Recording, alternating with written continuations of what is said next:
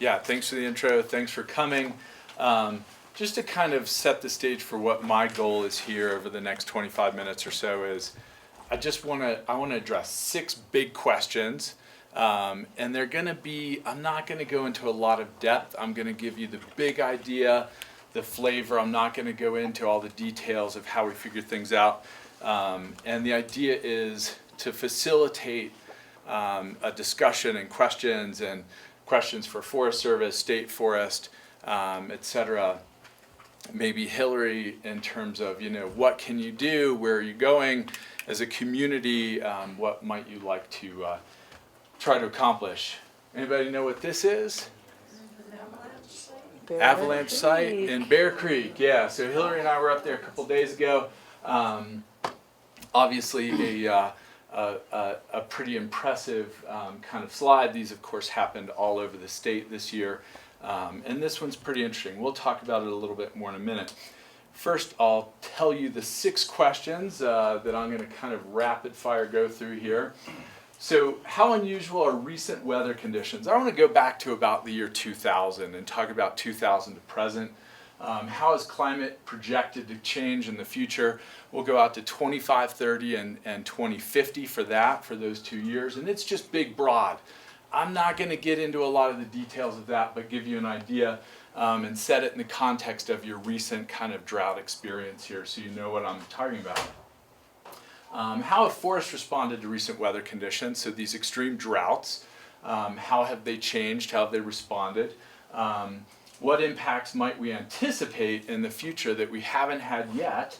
Are there any positive aspects of these recent patterns of disturbance? So I'm going to talk a lot about beetles and fire and things like that.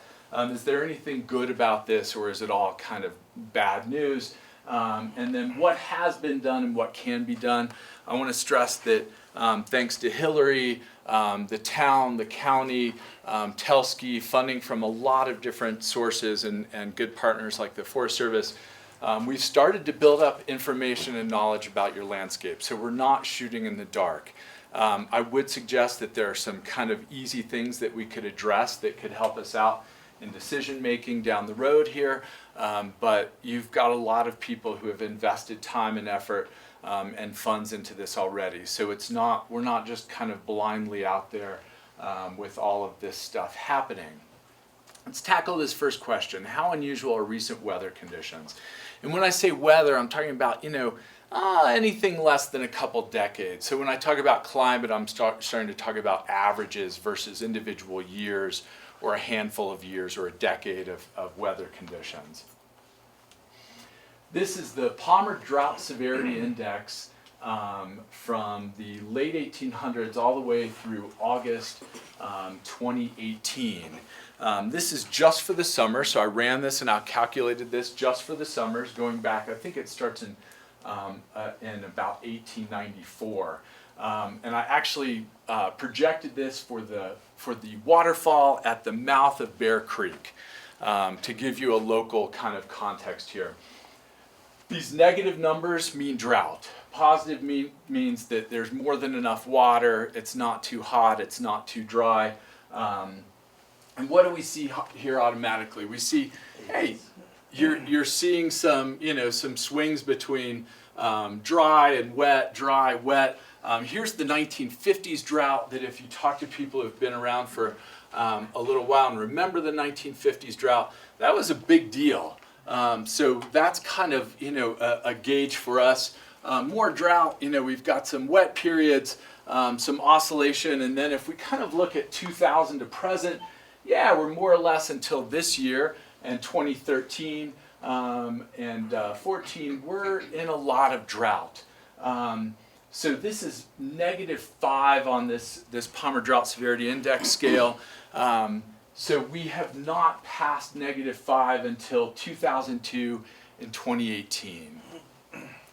When we go back in the tree ring record, back to the year 1296 is where I started some analyses for this area. We've only broken -5 5 other times. So in other words, the return interval of hitting a -5 or below is about 140, 150 years. It just shortened to 16 years.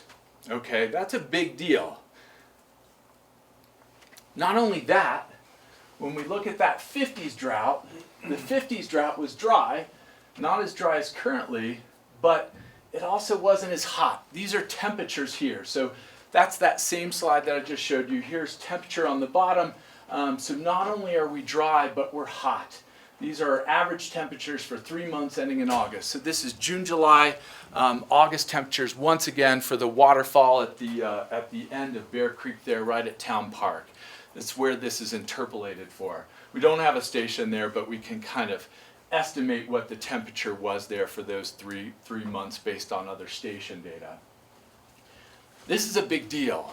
So in other words, it's not just an extreme drought, it's an extreme hot drought. Hot droughts are completely different than moderate temperature droughts. If we think about vegetation, those trees, grasses, shrubs, they need more water to deal with higher heat. So not only do they not have water available, they need more water when we've got a hot drought. The 1950s, it was warm, but it wasn't the extreme hot drought that we've had in both 2002 and 2018. These are really unusual droughts. So what's our projected climate? So here's 2002, this is June, this is the drought severity map just to kind of illustrate, if you weren't here, you don't remember. If you were here, you probably remember that summer. But to give us a reference, in the year 2035, what's our warming scenario? I'm not going to get into too many details on degrees and precip and things. It's going to be seasonally amplified warming. So in other words, our summers are going to warm up more than our winters are. That's kind of good news in terms of snowpack and winter recreation, of course. But summers are going to really be the ones that are warming up. Even those low temps in the summer are warming up faster than anything else. These hot drought events, so a 2002 or a 2018 hot drought event, by 2035, our best case scenario is it becomes a once a decade event. So we went from a once in a 150-year event to a once in a decade event. Our worst case scenario, and this is from kind of the latest downscaled model that's focused right on your region actually, the worst case scenario is that by 2035, that those are our average conditions. All the models are basically in agreement that by 2050, 2002 or 2018, pick your hot, dry drought event, that will become our average condition by 2050. We will have hot events superimposed on top of that. So this is a pretty big deal. So how have forests responded to these kind of recent extreme hot drought events? Mostly the response we've seen thus far is through ecological disturbance. And these are natural patterns of disturbance. We see a lot of wildfire and we see a lot of bark beetle. This is the spruce beetle outbreak in the eastern San Juans up in the Weminuche Wilderness. And you can kind of see the severity there. I'm going to step you through some maps from the year 2000 to 2015 and just kind of show you in the state of Colorado the spread of mountain pine beetle, spruce beetle, Doug fir beetle, and fire events as we progress through 2015. Then I want to zoom in a little bit more on 2018, 2019 and what's going on right here in your area. So here we start in 2000. Yeah, 2002 was our first big drought year, but in 2000 it was also a pretty dry year. The late 90s had some warm, dry summers as well. I'll just get you oriented here. This kind of brown, reddy brown, this is mountain pine beetle. The blue is Doug fir beetle that you have quite a bit of around here, and then this purple a little bit here. And in just a second, we'll see some pop up north of Steamboat and then just south of I-70. That's spruce beetle, and then fires will be red. And I'm just looking at two basic forest types. This darker green is subalpine zone vegetation, so lodgepole pine or spruce fir. Around here, that's mostly spruce fir. And lower elevation is ponderosa pine, Douglas fir, and aspen mixed in there as well. So we'll just kind of watch how this is spreading in response to this warming trend. 2001, 2002 was our first big kind of, wow, these fires can occur here in Colorado. And 2002 really started to speed up, in particular Spruce Beetle down here in the southern portion of the state. It also benefited from an avalanche, active avalanche cycle in 2004, 2005 over in this part of the San Juans. 6, 7, 8, 9. Mountain pine beetle is just about eaten itself out of house and home. 10, so it's fading. Spruce beetle is really ramping up. It's coming towards Telluride there. There we are at 14 and 15. We'll stop there. But you can see we've had a lot of change. We haven't had a whole lot of forest that hasn't been impacted by beetles or fire. And if we threw defoliation in there, of course it would get even more extensive. 2018 forest conditions, we can start to maybe focus in here where we are. As I'm sure many of you are aware, you've got Doug fir bark beetle is this blue stuff here, and then the spruce beetle outbreak has finally kind of made it over a bit closer to you. This is called a beetle complex. I'm not sure exactly what all the beetles are involved there, but it's a handful of things. The 2019 midsummer flight maps were just kind of the crude version was just published online, so I took a snapshot of those. Those blue lines are the path, the flight that the little Cessna took to map out different kind of insect and disease conditions on the landscape. This is focusing on things that are new in the last year. So here we are in Telluride, and the airport to get you oriented here. We've got a lot of aspen defoliation. We've got a lot of western spruce budworm here. There's also quite a bit of Doug fir beetle, these little red patches scattered throughout here. Very large and quite severe western spruce budworm patches up here closer to town. So a lot of activity in this last year, for certain, in this summer. Something I haven't talked about is Aspen Decline. It got a lot of press from the 2002 drought that we just started to see aspen not able to deal with the hot, dry conditions, that hot drought. So we had a lot of Aspen Decline. I'm sure you've seen it around here. The Dallas Divide is kind of the poster child for Aspen Decline. You can kind of see those dead standing aspen all over the place. A few of us were up on the Jed Weeby Trail today, and I came over the Dallas Divide a few days ago. It looks like the 2017-18 drought has perhaps caused a new round of Aspen Decline. So this is not an insect, it's not defoliation, it's not a bark beetle, it's not a fire, it's not a root disease or anything else. These are just stems. This was on the Jed Weeby Trail just up above town that just can't deal with the heat anymore. The tree cavitates, it can't move nutrients and water from its roots to its crown, and it basically is killed that way. It looks like perhaps you have a new round of that happening. I'm sure you've all noticed the Doug fir beetle. Here's the cliff band up above town. This is really very severe down, of course, down the valley towards Placerville. So that's been ongoing for a few years as well.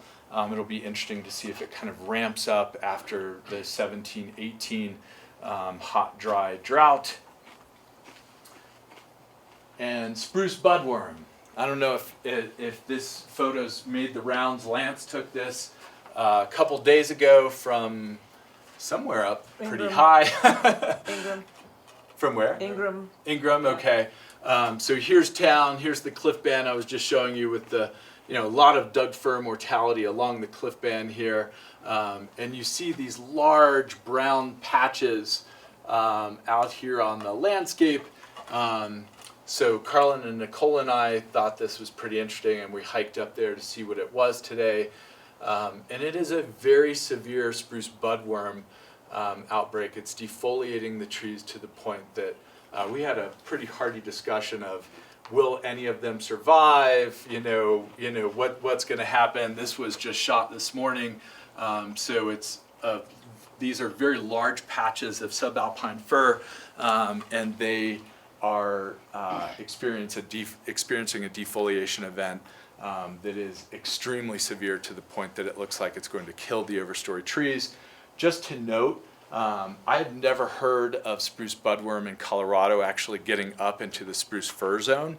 We had a large outbreak in the late 70s and early 80s, and it didn't make it into the spruce fir. So we're kind of in uncharted territory in terms of how natural, how normal this is. All of these are natural ecological disturbances. All of the drought stress is pushing them in towards more towards a high severity kind of steroids condition. So this next question: what impacts to forests might we anticipate? That same downscaled climate modeling that said by 2035. A hot, dry drought event of a 2002 style or 2018 style will become a once a decade or an average condition. Also modeled the potential for disturbances, and it's a little crude, but nonetheless, their best case scenario, if it's a once a decade kind of scenario, that we will increase our amount of fire and beetle by 4 times the frequency. And 6 times the extent. The worst case scenario is that these fire events in particular, beetles at this point in time are going to run themselves out of food, and it'll be a long, long time before they will be able to have outbreaks like this again. But I think the big take home here is fire. The worst case scenario is we have 12 times as many fires as we have had per year over the last couple decades, and the area burned is 16 times larger. So this is a big deal. So those are things that we need to be thinking about with climate change, what's coming in the more immediate future for you all when we expand that draft kind of version of the insect map. So just to get us oriented again, here's Telluride, so the airport, Wilson Mesa, Black Bear Pass in here. All of these red patches are spruce beetle. So they're just right over the mountains from you. We've had 3 large spruce beetle outbreaks in the last 20 years in Colorado. The Zirkles north of Steamboat, over in the eastern San Juans and the Sangre de Cristo Mountains. All 3 had the same recipe. They had antecedents, so previous couple of years warm drought conditions, which built up the kind of low numbers of beetles that are kind of lurking around in the landscape.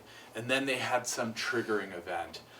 In the San Juans, we think it was mostly avalanche. There could have been some blowdown there. In the Zirkles, it was a large blowdown in the late 1990s. That knocked down about 18,000 acres of spruce fir forest. And in the Sangre de Cristos, it was a late fall blowdown event in 2013 that blew down just small patches of spruce. The beetles get into those spruce.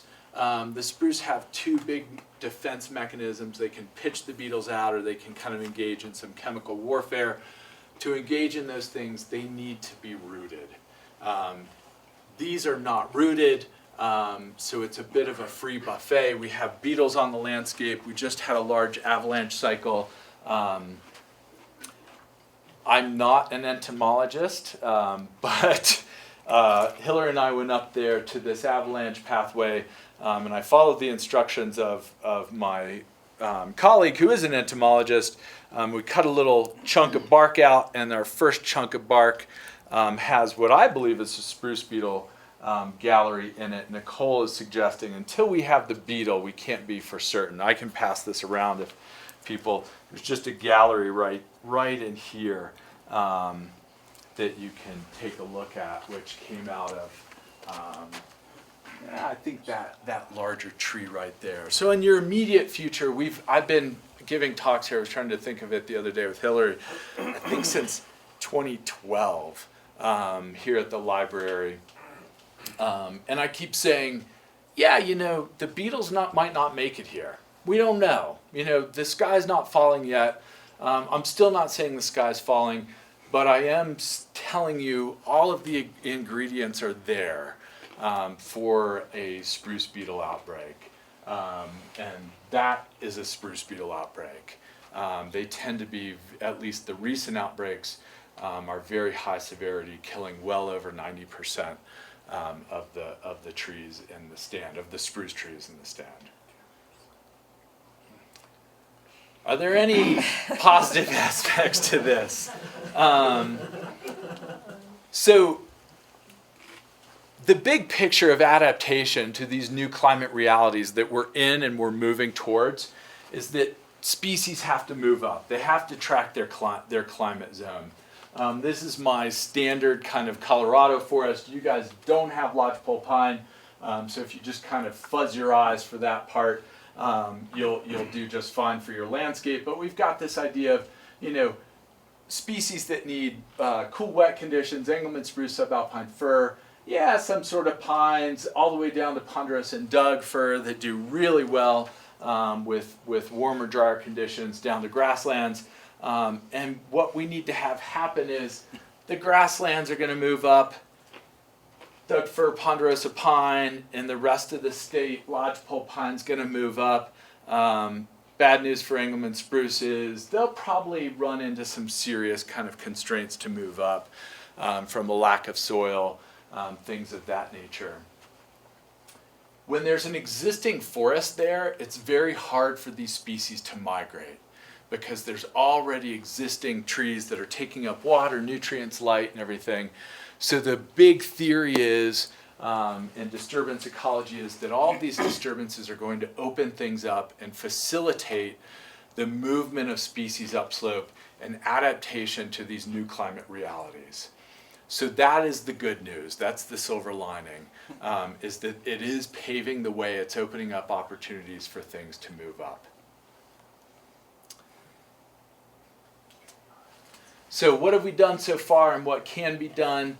I'm just going to show you some rapid fire slides for ponderosa pine, Douglas fir, aspen, and spruce fir for your landscape, and how we have done all of our climate modeling and taken into account a lot of topographic variables and hydrology to try and anticipate and model how your species distribution on this landscape might change in this moving up context. This is obviously very simplified, right? Because we have topography. And you can imagine a place like Bear Creek is much cooler than across the valley at the same elevation. So I'll show you ponderosa pine first. This is all based on what we believe is the current distribution, which is a little fuzzy, but we put all these things into the mix and we did our modeling stuff. And this is what we come up with, this site suitability rating. Red is suggesting that those sites where it is currently, it probably by 2060, it will not be able to be there anymore. It'll be too warm, it'll be too dry. This kind of orangey color, low medium, it might have a chance. It's not great. Yellow, medium, high, yeah, we're probably going to have them there. And in this case, green, I don't see a whole lot of green on the landscape, but that would be a high likelihood for this species. We are not trying to model species migration and movement because seed dispersal, germination, all of these things are so complex that we have to have multiple leaps of faith to anticipate where things might go. So there's ponderosa pine. You can see that we're gonna lose a significant portion of where it is currently, but there will be some remaining ponderosa pine in that current landscape. Douglas fir. So we've got low, down valley, these lower elevations. We're anticipating will be lost. Douglas fir is a pretty tough species. It's pretty drought tolerant. It can be defoliated for a couple decades and still bounce back, and it can live for hundreds of years. You actually have quite a few that are very old in your landscape. So we've got the low medium. You can see the south facing kind of side of the valley here, and then here low medium, probability that it would be able to hang out there, medium high, and then high. And there's a good bit of high, once again really stressing these north facing cooler aspects that moderate climate change. Aspen, we kind of struggled with this one. Anybody in the group who was involved in this, most of the aspen projections that you see basically say aspen's gone. You're not going to have aspen around anymore. But when you start to really weight the topographic variables and the cooling effect and the moderating effect of topography, then you start to see, yeah, actually there are some places that we think it could hang out. I'll note that the scale changes here. We just went from low to low medium because there is quite a bit of uncertainty, and then medium high, we don't have a high category. So a lot of your aspen could be lost, but a lot of it could be maintained as well. Spruce fir, as I mentioned before, is kind of a bad scenario in the context of it can't really expand upslope. These other species I've talked about have the potential to expand upslope. We're probably going to end up with these remnant patches, kind of islands of spruce fir by 2060 if the modeling is correct. In this case, we only went to medium in terms of their ability to stay in these sites by 2060. Wildfire I'll touch on really quickly. This is, we sliced and diced this a lot of different ways, and the same product kept coming up. The same places kept showing up as red on the map. And we won't get into the nitty-gritty of this, but this is actually really focused on slope steepness, intensity of the fire, things of that nature. So high intensity fire risk, and then at different distances from urban areas, so built areas, homes, buildings, etc. Anybody, I mean, you guys probably almost all live here. I doubt there are too many surprises here in terms of where it's steep, where there's a lot of fuel on the landscape, and where it's adjacent to homes in this landscape. So we're not shooting in the dark when we say, hey, if we want to do a fuel reduction treatment project on the landscape, we're not starting from scratch saying, well, I wonder where we would go. We've got some pretty good ideas of where you could get some pretty high bang for the buck in that context. And I'll end at Bear Creek. So we have, thanks to the county and the town, we've had some funding for a few years to install 20 permanent forest plots in Bear Creek. This is actually my crew this summer who's in another part of the state, counting seedlings and hair pellets, which they were thrilled about. And we have 20 of these plots where we've gone into Bear Creek on town land, open space land, and we've established these plots. We've noted every species, their size, their status, if they're being defoliated, if they have evidence of bark beetles. All of the seedlings we've looked at as well and documented, so we can keep going back to these plots to ask questions like, are species migrating? In terms of a community, this is a big question for you. And this always comes up when we talk about, hey, do you want to intervene? Do you want to actively manage your landscape and push it towards this new climate reality in terms of the species mix by planting species, planting seedlings? Well, if it's happening on its own, I would say, hey, that's a pretty good indicator that, maybe things are going along just fine and you don't need to worry about it.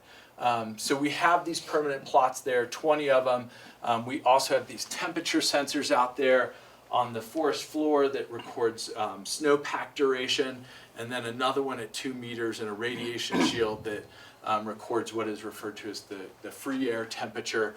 And we're asking questions with that of, how does your topography, remember I said I modeled in all the topographic influences on future species distributions.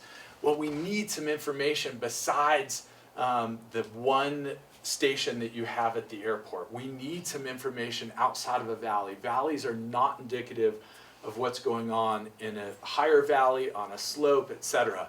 So we've got these guys, they record temperature every 3 hours for 3 years, and we've started to look at the data from the first 10 plots that we put in. Actually, let me answer this really quick. Are species migrating? Not yet, but this will give us the information there. Is topography influencing weather? So it was 2018 as severe up in Bear Creek, nowhere near as severe in terms of temperatures in Bear Creek as by the airport. So topography does play this really important role in moderating your climate. But we need to get some real data on that instead of me saying, well, you know, it's probably a 30% influence. Some low-hanging fruit, expand the Bear Creek plots to the broader landscape. We have one steep, deep north-facing drainage. It would be great to get lower elevation drainages. It would be great to get some south-facing drainages just to start understanding how this landscape position is going to influence how all of these processes are going to play out. Refine those landscape projections. Those temperature data and those plots would help out a lot. Also, just truly understanding where you have different species. You have a lot of high elevation Douglas fir in this landscape, and it's mapped as subalpine fir. And if we had accurate maps, we would have a much better idea of where things are going. We could start collecting seeds, which I would like to start doing in Bear Creek to get an idea of, hey, why don't we, if we don't have migration, if we don't have seedlings, why is it? Is it weather conditions that they can't germinate under and survive, or is it something along the lines of, hey, they're just not producing seeds, or the seeds that they're producing are not viable? Also, in collecting seeds, we could start storing seeds. You have a handful of ponderosa pine up here in the high part of the upper San Miguel. They could be genetically unique. We haven't tested them yet. I think you have 10, 15 individuals, something like that, some right next to town and houses and things. If they are, it would be valuable to store those seeds. If they're somehow genetically adapted and unique to this climate, soils, whatever it is that you have, it would be great not to lose those individuals in a bark beetle outbreak, a drought, a fire, whatever it is. And I think there's some low-hanging fruit from the context of a fuel reduction project. And like I said, there are a handful of places that you could tackle those things. So we have a lot of information. I would still stress that as a community, you're going to be in a much better position to make decisions about, hey, do we assist migration? Do we try to stop this bark beetle outbreak? All of these things, if you have a little bit more information, it always is helpful. All right, let's see if I can review this really quick. How unusual are recent weather conditions? Really unusual. Used to be a once in a 150-year event.